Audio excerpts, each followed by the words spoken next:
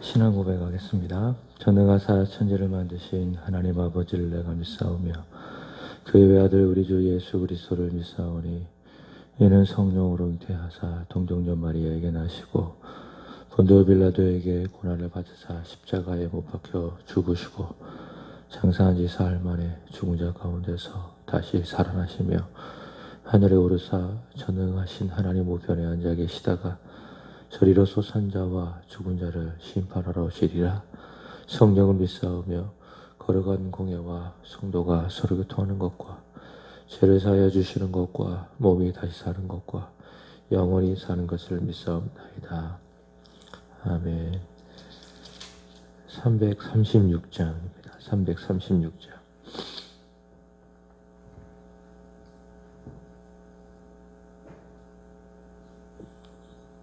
환난과 핍박 중에도 성도는 신앙 지켰네. 이 신앙 생각할 때에 기쁨이 충만하도다. 성도의 신앙 따라서 죽도록 충성하겠네. 옥중에 매인 성도나 양심은 자유 얻었네. 우로 고난 받으면 죽어도 영광 되리라. 성도의 신앙 따라서 죽도록 충성하겠네.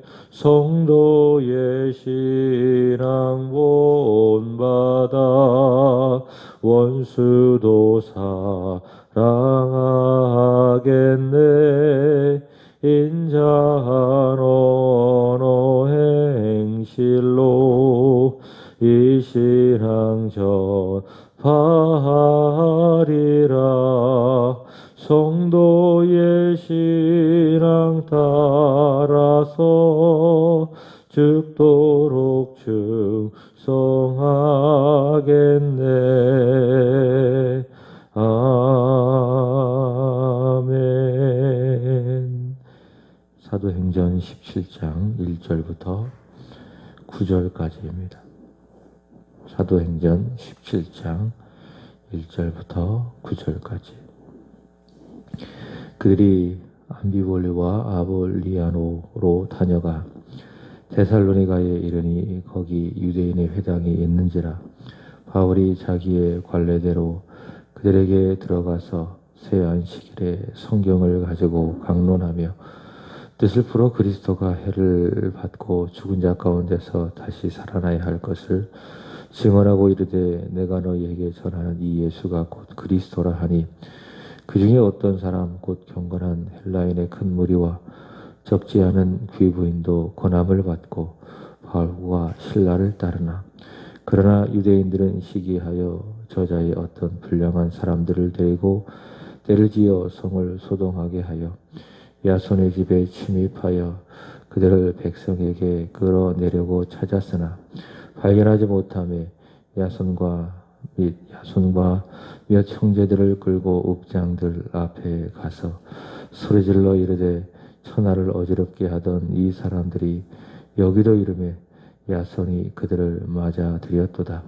이 사람들이 다 가이사의 명을 거역하여 말하되 다른 임금 곧 예수라 하는 이가 있다 하더이다 하니 무리와 읍장들이 이 말을 듣고 소동하여 야손과 그 나머지 사람들에게 보석금을 받고 놓아주니라. 아멘. 사도행전 16장에는 성령께서 사도 바울 일행을 인도하여 주셔서 유럽 선교의 문을 여시는 내용이 기록되어져 있습니다. 바울과 그의 동역자들은 빌립보에 인도를 받게 되죠. 그리고 거기에서 복음을 전하게 되는데 자색 꽃감 장사 루디아에게, 그리고 귀신 들린 여정에게, 그리고 빌립보 간수에게 복음을 전하고, 또 그들이 예수를 믿고 구원을 받음으로 말미암아 복음의 능력이 나타나고 유럽 선교의 문이 열리게 되었습니다. 오늘의 본문은 빌립보를 떠나서 데살로니가에 이른 사도 바울이 유대인의 회당에서 복음을 전하는 내용입니다. 그리고 그로부터 나타나는 반응이라고 할 수 있을 것입니다. 오늘 바울이 데살로니가에 이르렀는데, 이 데살로니가는 빌립보로부터 약 160km 정도에 떨어진 곳입니다. 오늘날에도 이 그리스에 가보면 이 데살로니키라고 하는 도시로 알려져 있는 곳이 이 데살로니가인데, 바울 당시 데살로니가는 마게도냐 지방의 수도였고, 그리고 항구 도시였고, 부역과 철학이 매우 번성했던 도시였습니다. 동시에 그리스 로마 신과 황제를 숭배하는 그런 도시였죠. 근데 거기에 유대인의 회당이 있었고, 오늘 사도 바울은 자기의 관례대로 그들에게 들어가서 새 안식일에 성경을 가지고 복음을 전했다라고 말씀을 하고 있습니다. 사도 바울이 자기의 관례대로 유대인의 회당에 들어갔다라고 하는 그 의미는 두 가지가 있습니다. 첫 번째로는 예수님께서 그리스도로서 갈릴리에서 사역하실 때에 늘 했던 방식이, 복음을 전할 때에 어떤 방식인가 하면 회당에 들어가서 회당 중심으로 복음을 전했다라고 하는 겁니다. 대표적으로 누가복음 4장 16절에 보면 그런 내용이 나와 있죠. 예수님께서 회당에 들어가셔서 복음을 전했다라고 하는 것이고, 두 번째로 사도 바울도 그 예수님의 그 방식대로 회당에 들어가서 제일 먼저 복음을 전하게 되는 것입니다. 특별히 그런 이유가 있습니다. 복음이 유대인으로부터 시작이 돼서 온 열방에 이르게 된다라고 하는 복음의 전파의 순서를 늘 사도 바울은 인식을 했기 때문에 그렇습니다. 실제적인 이유는 오늘 본문 4절의 말씀을 보시면, 회당 안에 어떤 사람들이 있었는가 하면 경건한 헬라인의 큰 무리가 있었다라고 하는 이런 말을 통해서, 비록 유대인의 회당이지만은 그 회당 안에는 이방인들도, 구약 종교죠, 유대교에 입교한 여러 이방인들도 있었다라는 것을 알 수가 있습니다. 그래서 사도 바울이 회당에 들어가면 유대인을 만날 수 있을 뿐만이 아니라 이방인들도 만나게 되고, 또 그들이 믿고 있는 구약을 잘 풀어 복음을 전한다면 그들이 예수를 믿고, 또 그들을 통해서 복음이 확산이 될 수 있을 것이다 라고 하는 이 효과적인 이런 생각에 사도 바울은 회당으로 들어가서 복음을 전하는 것을 자신의 관례로 삼았고, 데살로니가에서도 마찬가지죠. 새 안식일 2절에 보면 나와 있는데, 그러니까 세 번의 안식일에 자기의 관례대로 유대인의 회당으로 들어가서 거기서 성경을 가지고 강론했다. 이 강론이 무엇인가 하면 3절 보시면 뜻을 푸는 겁니다. 여기서 말하는 성경이라고 하는 것은 오늘 우리가 가지고 있는 신구약 성경 전체를 말하는 것이 아니라, 그 당시에는 신약 성경이 완성되지 않았기 때문에 이제 구약 성경이라고 할 수 있겠죠. 자, 구약 성경을 가지고 강론을 해서 뜻을 풀었더니 누가 나오는가 하면 3절 보시면 그리스도가 나왔고요. 그리고 그리스도가 해를 받고 죽은 자 가운데서 다시 살아나야 한다라고 하는 그런 내용이 나왔다라고 하는 겁니다. 그래서 구약을 읽을 때에도 그리스도가 없으면은 그 제대로 있는 것이 아니죠. 은혜를 받을 수는 없는 것이죠. 한편의 영화를 보고 감동은 받을 수 있어도 은혜는 받지 못하는 것입니다. 그러나 구약을 읽을 때에 창세기에서부터 시작하여 말라기까지, 무세오경에서부터 시작하여 마지막 구약 선지서까지 쭉 읽어나갈 때에 그 속에서 그리스도를 발견하고, 또 그리스도가 고난을 받고 또 십자가에서 죽으시고 다시 살아나야 된다. 다시 부활하신다라고 하는 이런 복음의 내용들을 읽으면서 확인할 때에 구약은 비로소 열리게 되는 것이고 또 그를 통해서 은혜를 받는 것이라고 할 수 있을 것입니다. 사도 바울은 이렇게 새 안식일에 유대인의 회당에 들어가서 성경을 풀어서 그리스도를 전하고, 자, 중요한 것은 바울이 이렇게 이야기하는 겁니다. 3절 하반절의 말씀을 보시면 내가 너희에게 전하는 예수가 곧 그리스도라. 너희가 십자가에 못 박아 죽인 바로 그 예수가 구약에 예언되어진 고난을 받지만 죽을 것이지만 다시 살아날 것을 예언한 바로 그 예수 그리스도이시다라고 사도 바울은 데살로니가 회당에서 복음을 전하게 되었습니다. 자, 근데 어느 시대이든지 간에 이렇게 복음이 전해지면은 반드시 두 가지의 반응이 있게 됩니다. 첫 번째로는 믿는 겁니다. 믿고 받고 따르고, 두 번째로는 믿지 않는 것입니다. 요즘에도 복음을 전하면 딱 두 가지 반응이에요. 아, 믿겠습니다. 그리고 두 번째로는 한번 생각해 보겠습니다. 생각은 무슨 생각입니까? 안 믿겠다라고 하는 것이죠. 두 가지의 반응밖에 없는 것입니다. 그래서 사람을 두 종류로 나눌 수 있을 것이죠. 예수를 믿는 사람, 또 하나 안 믿는 사람. 예수 믿고 천국에 들어갈 사람, 아니면 지옥 갈 사람. 이 세상은 그렇게 딱 두 종류로밖에는 나눌 수가 없는 것입니다. 사도 바울이 유대인 회당에서 그리스도를 전하고 그 그리스도가 바로 예수라. 그 그리스도를 너희가 믿으면은 사도 바울이 사도행전 16장에서 빌립보 간수에게 전했던 것처럼 너와 내 집이 구원을 받는다라고 하는 이 구원의 도리를 전했을 때에 믿는 사람, 믿지 않는 사람, 이렇게 두 부류로 나누어져 있었습니다. 자, 여기 보시면 4절 보시면 그 중에 어떤 사람 곧 경건한 헬라인의 큰 무리와 적지 않은 귀부인도 고난을 받고 바울과 신라를 따랐다. 그러니까 믿는 사람이죠. 바울이 전한 그 예수를 그리스도로 이들은 믿게 되었다.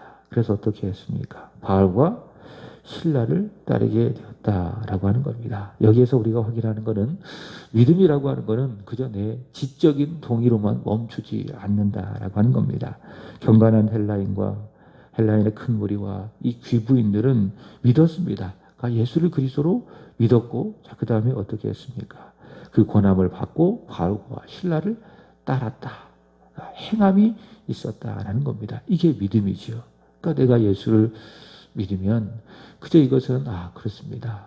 내 머리로만 받아들이는 그런 지적인 동의가 아니라 내 손이 움직이고 내 몸이 움직이고 내 발이 움직이는 진정한 행함이 따르게 된다라고 하는 겁니다. 요즘처럼 우리 한국 교회가 욕을 많이 먹는 때가 없는 것 같아요. 사람들로부터 비난도 받고 또 혐오의 대상이 되어지고 여러 가지 원인이 있겠지만 그 중에 하나가 행함이 없는 믿음 때문에 그렇습니다. 이런 것들을 소위 말하는 요즘에 많이 나타나는 말 중에 하나가 값싼 은혜, 값싼 복음 이렇게 이야기하는데 그 이 중에 하나가 행함이 없기 때문에 그렇습니다. 내가 예수를 믿지만 믿는다라고 하는 구체적인 열매, 그 증거 그것이 없기 때문에 오늘날에 우리 그리스도인들이 또 교회들이 세상 사람들로부터 많은 비난과 또 욕을 먹고 있는 것입니다. 기독교를 개독교라고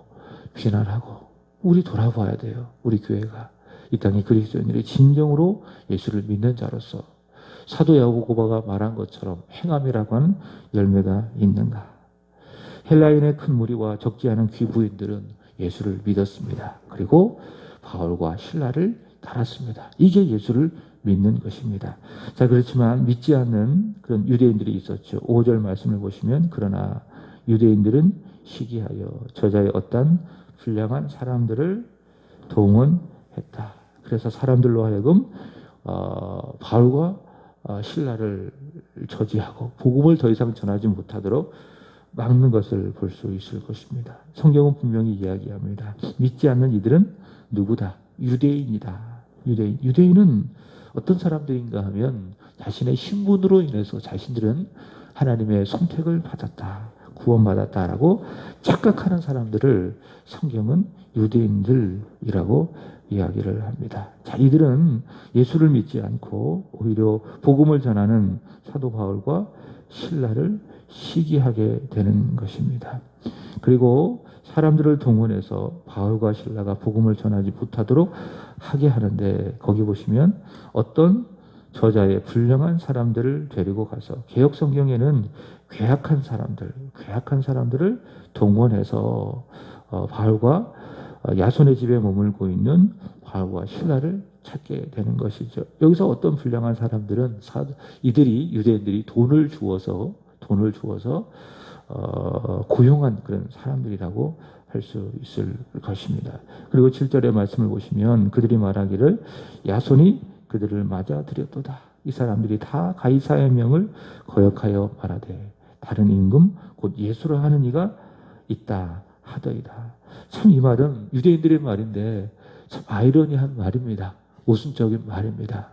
유대인들은 어떤 사람들인가 하면 구약만을 믿는 사람들이죠. 여호와 하나님만이 우리를 다스려 주시는 유일한 왕이시다라고 하는 그 유일신 신앙과 함께 그 하나님 왕으로 인정하는 그런 믿음을 가지고 있는 사람들이 유대인들입니다.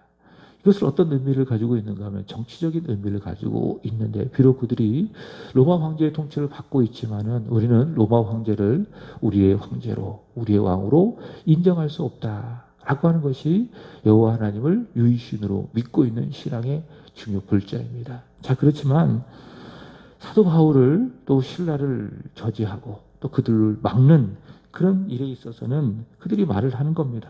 이들이 다 가이사의 명을 거역하여 말하되 다른 임금 곧 예수라 하는 이가 있다 하더이다 하니, 그러니까 이 말을 통해서 이들은 마치 가이사를 자신들의 황제로, 자신들의 왕으로 인정하는 것을 볼 수 있죠. 그러니까 복음이 전해지는 그 일을 방해하기 위해서는 유일신 하나님, 여호와 하나님을 왕으로 믿고 인정하는 그들의 신앙조차도 잠시 내려놓는, 잠시 포기하는 그들의 아주 모순적이고 아주 잘못된 이런 것을 볼 수가 있습니다. 이들은 매우 위설적인 사람들이죠. 매우 모순적인 사람들이죠. 자, 더 나아가 보시면 이들은 사람들을 선동하는 겁니다. 그죠? 선동해서 예수를 믿지 못하게 하는 것입니다. 자, 이들의 모습이 바로 이런 모습인데 5절 다시 보시면 그러나 유대인들은 시기하여 저자의 어떤 불량한 사람들을 데리고 때를 지어 성을 소동하게 했다. 사람들은 막 소동해서 어떻게 하면은 바울이 전하는 이 복음이 전파되는 것을 막을 수 있을까? 어떻게 하면 사람들로 하여금 예수를 그리스도로 믿지 못하게 할 수 있을까? 이들이 하는 방법이 이렇습니다. 자, 이들은 자신도 믿지 않을 뿐더러 또 다른 이도 믿지 못하게 하는 이제 그런 사람들입니다. 예수님께서 마태복음 23장 13절에서 이렇게 말씀하셨죠. 화 있을진저 서기관들과 바리새인들이여, 너희들은 천국의 문을 닫고 자신도 못 들어가고 또 들어가려고 하는 사람들도 못 들어가게 하는도다. 너희들은 사람들을 지옥의 자식으로 만들고 있는도다. 이렇게 그들을 책망하고 있습니다. 바로 그들의 모습이 오늘 이 유대인들의 모습이라고 할 수 있을 것입니다. 자신도 믿지 않을 뿐더러 또 믿으려고 하는 사람들까지도 믿지 못하게 하는 그들의 악함을 보여주고 있습니다. 자, 특별히 주목할 것은 오늘 본문에서 야손이라고 하는 사람입니다. 야손. 유대인들이 야손의 집에 침입했다라고 이야기하는데 우리가 추측할 수 있는 것은 이 야손이 바울과 신라를 이 데살로니가에 머물 때에 이렇게 영접했던 그런 사람이라고 할 수 있겠죠. 그렇다면 이들도 역시 예수를 믿고 구원받은 형제 또 자매라는 것을 알 수가 있습니다. 이 야손의 집에 침입을 해서 바울과 신라를 끌어내고자 했다라고 하는 것이죠. 이들은 야손이 단지 바울 일행을 받아주었다, 영접했다라고 하는 그 이유로 유대인들로부터 어려움을 당하게 되는 것입니다. 이것이 바로 복음을 위한 삶이죠. 복음을 위하고 또 예수를 위해서 살아가는 이런 구체적으로 이러한 어려움들이 따르고 있다. 세상 사람들로부터 절대로 환영받지 못하고 오히려 박해받는 일이 예수를 믿고 그분을 따라가는 것이다. 이 야손의 이 경우를 통해서 바울과 실라를 받아주었던, 영접했던, 섬겼던 이 야손의 경우를 통해서 우리는 확인을 할 수 있을 것입니다. 예수를 믿으면 복을 받습니다. 물론 맞습니다. 그러나 그 복은 구원의 복을 말하는 겁니다. 하나님을 자기의 하나님으로 삼는 구원의 복을 말하는 겁니다. 예수를 믿으면 그러므로 현실적으로 우리에게 다가오는 것은 고난입니다. 헌신이고 희생이죠. 예수님께서 마태복음 16장에서 말씀하신 것처럼 자기의 십자가를 지고 자기를 부인하고 주님을 따라야만 하는 오늘 현실의 고통과 또 헌신이 따를 수밖에 없는 것입니다. 그것이 바로 예수를 믿는 일, 당연한 일, 동시에 그것은 복이다라는 사실을 저와 여러분이 굳게 믿으시고 주님을 위한 고난, 주님을 위한 때로는 고통, 주님을 위한 헌신 기꺼이 더 나아가 기쁨으로 감당하게 되기를 주님의 이름으로 축복합니다.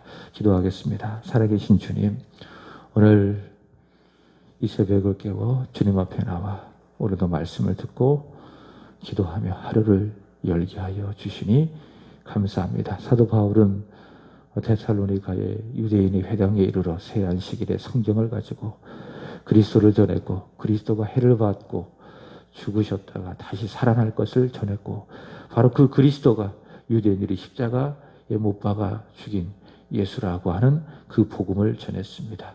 그러자 그 복음을 듣고 믿는 사람, 믿지 않은 사람들로 나누어졌는데 오늘도 하나님, 우리가 이 강단을 통하여 하나님의 말씀을 들을 때에 우리의 마음의 문이 활짝 열려서 그 복음의 말씀을, 그 예수 그리스도의 말씀을 저희들이 잘 믿고 순종하여 하나님의 복을 받는 믿음의 권속들이 되게 하여 주옵소서.